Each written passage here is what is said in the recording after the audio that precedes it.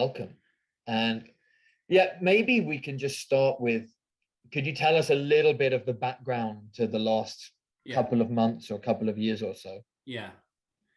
So to put it like the thing you tried to formulate diplomatically, the very short version is that I was kicked out because I think Corona is bullshit, basically.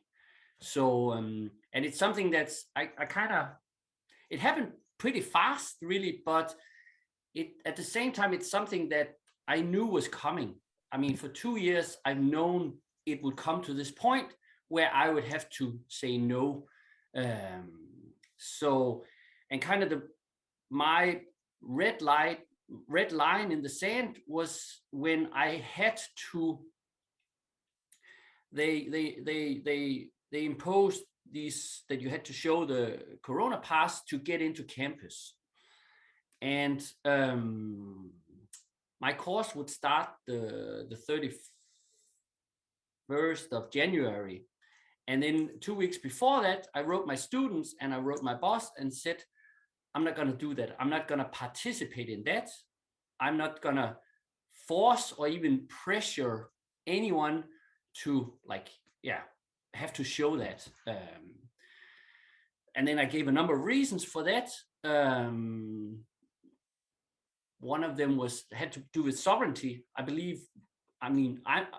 want to be a sovereign person. I want to decide over my own body and so forth. And therefore, of course, I'm not going to do something that violates other people's sovereignty. So that was one thing. The other thing is that I think these vaccines, I think they're not even vaccines, but whatever they are fishy. There's we don't know what's in them and they're harmful and all that. So that's another reason. And then I also said, like, for the last, I don't know for how long, like my school has been all about diversity, this, diversity, that, diversity. And to me, it's like up to here with diversity because it's a false form of diversity. Like, you know the song. And then I feel this thing with Corona, that's true diversity. That's like, okay, some people want to do this, other people want to do that. We should be able, both should be welcome, both should be equal. But now in this case, diversity doesn't count. And then there was also a question of legality. I think and this is also coming out now. We are learning that many of the things that have been going on for the last 2 years, they're actually illegal. And I think, I'm pretty sure, I think this is also already playing out, that there's going to be like I don't know what you call it, like a legal afterplay. I don't know if that's the right, but like now, yeah.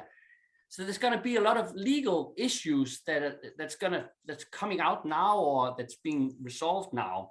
And even though, I mean, I'm pretty low down in the hierarchy, in principle, I think I could be in a position where I would be liable if one of my students had felt pressured to take the jab, for instance, and then she ends up infertile or has cancer or any of the other side effects that are now coming up.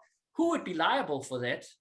In a sense, I would be, because I was participating in pressuring her into taking it. So that was another issue. And then we had another one. I can't remember what it was. Anyway, so that's kind of, I said that, and then they kind of reacted quite sort of, and then I was kicked out. And I knew that was going to happen. So in a sense, yeah, I think things kind of played out the way they should play out in a way.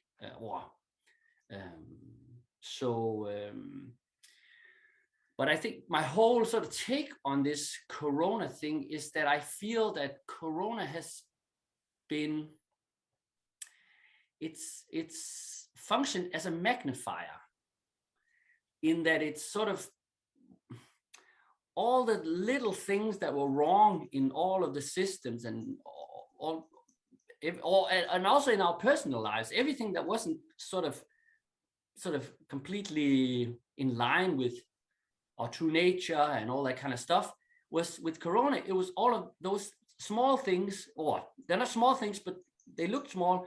They've become magnified. So now, which is also why I've experienced this time as an amazing time for growth. It's like the universe kind of is helping you grow in this period. So I think the trick is that you go along with that invitation for growth rather than push against it. And so I also, what I've experienced in the university for the last 2 years is that I think one of the problems in university is, or in the academic world, is that we don't really believe in the theories that we teach. They're just words. It's just a game. And that's become very clear to me during this Corona. Like I hate the guy, but like the big hero by far in my department is Foucault, Michel Foucault. I'm sure you all heard of this guy. And to me, how is it possible to be into Foucault? Like they talk about Foucault all the time. I'm fed up with Foucault. I was fed up Foucault 15 years ago. So anyway, but how is it possible that you're into Foucault and then the state is pushing tests and injections and masks onto you, and you think, oh, that's perfectly normal? How is that even possible? I don't understand that. I don't understand how anyone can reconcile those two things, like biopower and all that, what he's been talking about, and then this thing. And I can go on. Another one, Agamben, which I like. I actually like Agamben. I think he's brilliant. How is it possible that for the last 2 years we've been in a state of emergency, and you're into Agamben, and you think, oh yeah, that what's going on? That's just fine. That's normal. How is that possible? I don't understand that. And just to go on, like my department is also we like to think, or what used to be my department likes to think of, we always talk about, oh, we're so critical, oh, we're critical. And now when this thing happens, we're just like, okay, yes, put on a mask, put all the, yeah. How is that possible? Or even, I could go on. I'm just going to give one more example. Also, like this, in a lot of the things that is going on at the department is like this critique of capitalism this, capitalism that. And then we have these major pharmaceutical companies who are then pushing these drugs onto us. And we're just like, oh yeah, bring it on. Yes, we trust you. Of course, you're doing this for. I don't understand it. I really don't understand how it's possible for people to reconcile these things. But it comes back to the fundamental problem is that universities or academic life or academic work in universities, it's become a game. It's just a game. It's a game. So therefore, it's when reality doesn't really sort of, when there's this, I don't know, like reality sort of cuts into these theories, or it doesn't matter because it's just, we just play along. So and to me, so I was kicked out obviously for these reasons, but at the same time,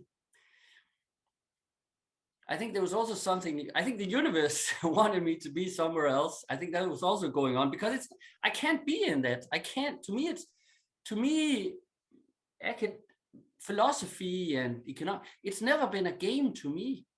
It's not a game to me. It can be fun, don't get me wrong, but it means something to me. It actually, whatever analysis you do, or whatever words you use, or whatever you teach to the students, or it's not a game to me. So I can't, to me, I couldn't be in that space where, yeah, this hypocrisy, this like, yeah, we have these theories and then, yeah. So, yeah, I guess that's kind of my, yeah. Ask me another question, Owen. No, brilliant. I mean, maybe it'll be interesting to think a little bit more about the way that it's become a game. Because, I mean, as you kind of touched on, it doesn't have to be a game. Philosophy inquiring deeply into the nature of reality, trying to teach it, trying to create communities of understanding. Actually, I suppose what a university actually means in the word is creating a kind of whole out of separate parts, is an old occupation, probably one of the oldest occupations. And I'm guessing it hasn't always been this way forever, but at some point there's been some kind of subtle shift towards, as you said, this game where it seems like we've got a whole, perhaps even generation of academics who are invested in teaching these ideas. But like you said, the moment anything actually happens, it's the incentive is almost just to ally with the power that's happening and to preserve your position and to kind of, and not even to see there being a distinction. Probably there's, oh, we can still keep teaching Agamben and Foucault and supporting this massive top-down bureaucratic regulation of public life. And I'm just wondering, like, what happened historically? Do you have any thoughts on that? Yeah. Like the standard explanation inside the system is neoliberalism. That's kind of what the answer you would get if you were to ask, like, yeah. And I've never really, I think it was that explanation, it doesn't explain anything to me. That kind of doesn't work with me. So one thing that I've sensed, or I sense, is that there's no spirit. There's a spirit. I think there has been a spirit there at some point, but it's been lost. So that's the one thing. That's kind of also what turns things into a game, is that if there's no higher purpose, or if we're not striving for anything higher than the practice itself, then it's just a game. So there's something about that there's a spirit which has been lost. I think also the system, the university, has lost. It doesn't really know what it wants. It doesn't know its own purpose. One of the things that I was for all the time that I've been at the CBS, it seems that there's been this perpetual discussion about strategy, both on the department level, but also on like the university level. Strategy, then we need to have a new strategy, and then we come up with a new strategy, and then it's kind of implemented, and then people forget about it, and then at some point there's, oh, we need a new strategy. Yeah, okay, let's do. And then there's and it just goes on and on and on. And to me, that's a symptom of you don't know. It's because you don't know where you're going. So you're constantly asking this question. We need to come up with a strategy. Like, to me, if there was a spirit at the university, it would be very simple. What's the strategy? Yeah, find the truth. That's the strategy.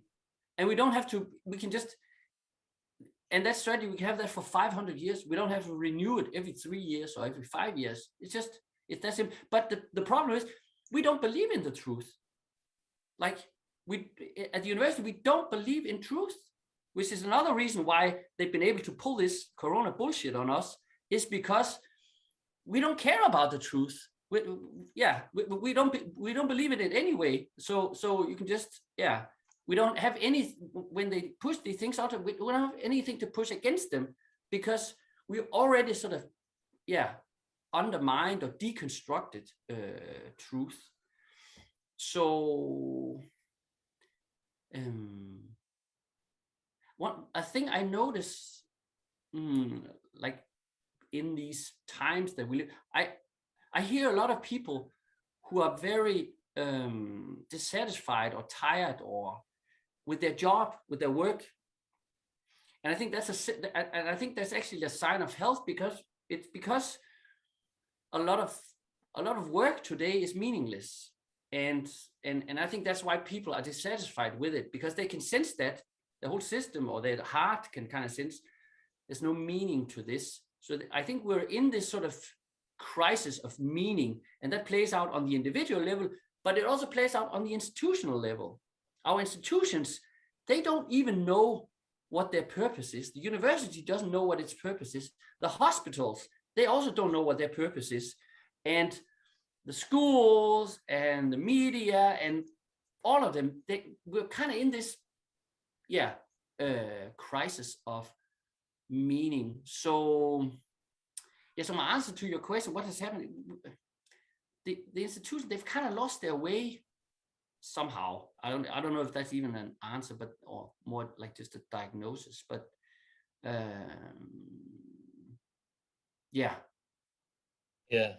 No, I mean that kind of connects with my way of thinking about it too. I also find myself, like, I've been reading recently a bunch of blogs by this guy Ray Dalio, an American billionaire investor type.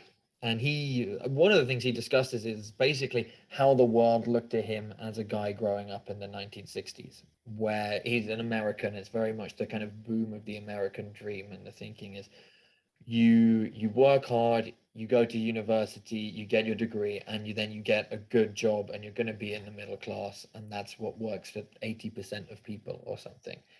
And obviously not everywhere is America, but I think there probably has been a degree to which the 20th century model of university was produce great people to go and do jobs well, which is a function in a society. But it also, one of the things it relies on is having a degree of predictability about what sort of jobs there are going to be and what sort of skills are needed people are going to need to go into them. There's a kind of degree of static predictability, whereas at the moment we seem to have gone through the eye of the needle with information technology, with artificial intelligence. It's kind of questionable what exactly many university courses are preparing people for, especially when you can actually get high quality information online. It's like, Mike, here, you were telling us the other week, you basically landed yourself a job in crypto from just studying crypto on YouTube for a few months. So I think one of the differences between the 60s and today is that the jobs, there's one thing, I think one difference, and I think you also touched upon that in the session with the Cadell. Like, now getting a university degree is not a guarantee that you'll get this job, this middle class job afterwards. So that's not, but even when there is this connection that you take this degree and then you get this job, or this degree qualifies you to get the job, what if many of the jobs that are out there today that needs to be filled are meaningless? They're meaningless, and the institutions or the corporations within which they take place are meaningless, or they don't create anything. What are the skills you need in order to get a job or perform a job like that? You have to be conditioned to doing things that are meaningless. You have to be conditioned to not question what's the meaning of this. And I think that is one of the skills you learn at universities today, is performing meaningless tasks in meaningless institutions. So that's kind of, So I think that is a skill that universities provide young people with today. And so the more meaningless the jobs out there are, the stronger the demand for this skill of being able to sustain meaninglessness. So I think that's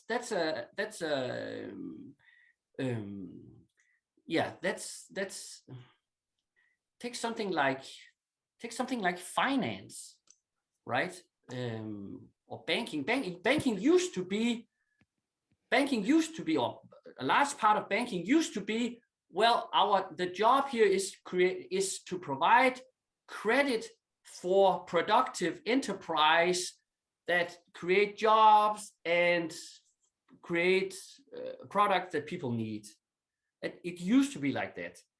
Now we know it's not like that anymore. now it's just like playing this game in this system, which is at best have no relation to productive activities, and at worst is destroying productive activities. That's, I mean, in order to be in that system, it really takes a lot of conditioning of your brain to, yeah, no, don't ask for meaning here, don't, yeah.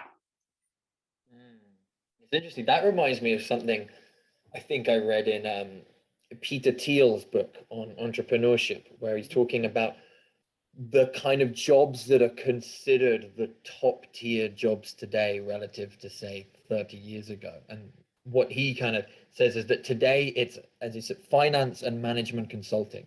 Yeah. As opposed to, say, 30 years ago, where it would have been engineering jobs, a lot of the top jobs. And there's something about finance and management consulting that it's both kind of solving problems for other people, but there's no actual direction to it yourself.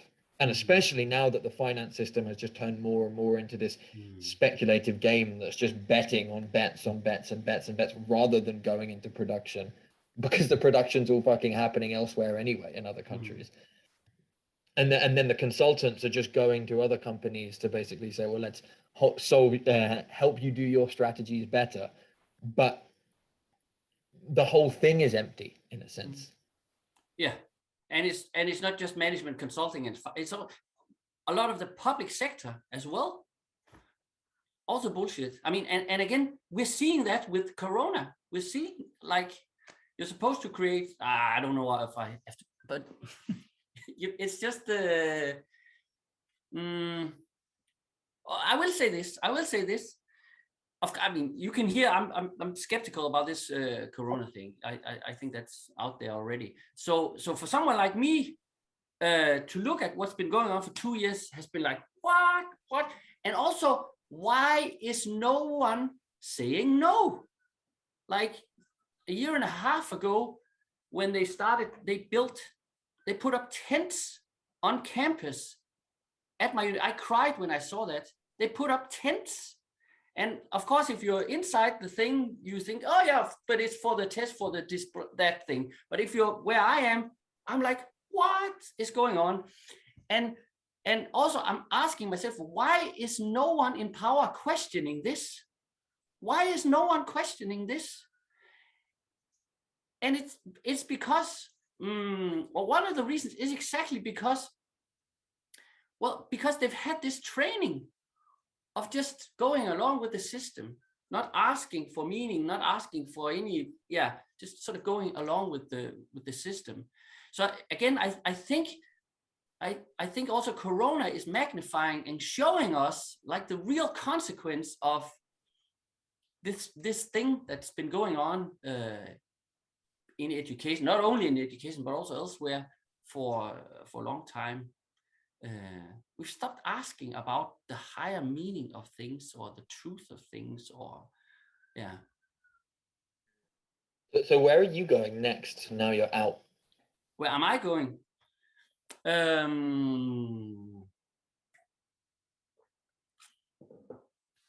don't know, to be honest. I don't know. And it's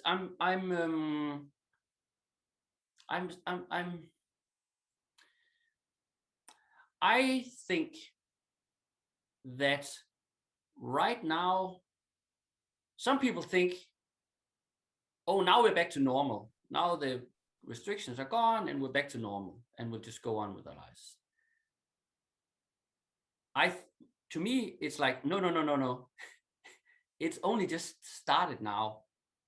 So I think we're going to see some major shifts in the world, in society, in our personal lives as well, that are going to move very quickly over the next months. I'm not even saying years here, but months. So, and so rather than me sort of planning into this uncertain future, because I don't think, to me at least, that doesn't make sense, because I can see all the systems are going to break down, like the banking system we're already seeing, I mean, this hyperinflation now. We're just not talking about it, but it's there. And we're seeing governments reaching into people's bank accounts. We're seeing that in Canada. There's all these things going on. So I think we're going to see some major shifts. And so what I'm trying to, or what I'm doing is that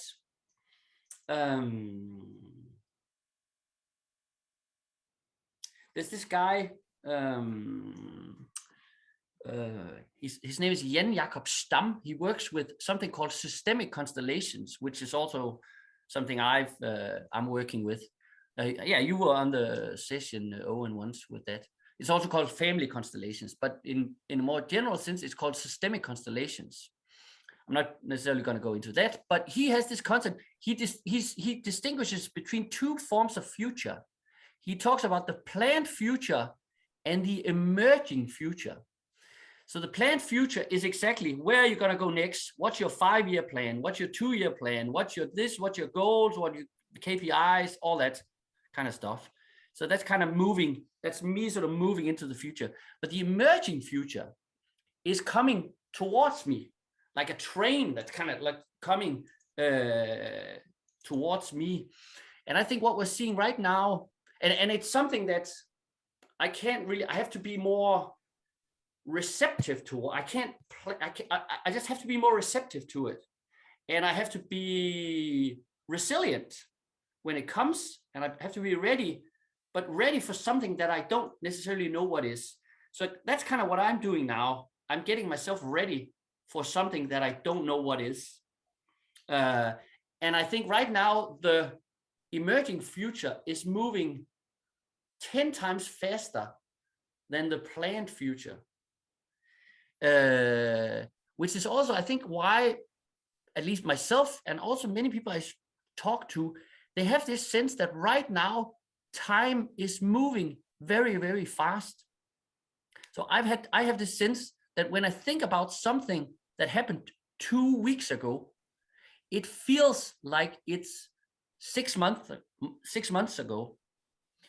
And that's because time is moving so, like I may be moving like at the normal pace, but the future is kind of moving so quickly against me. So there's like time is speeding up in a way.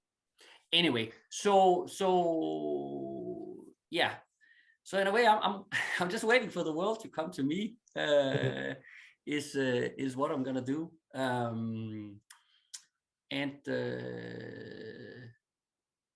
And it's also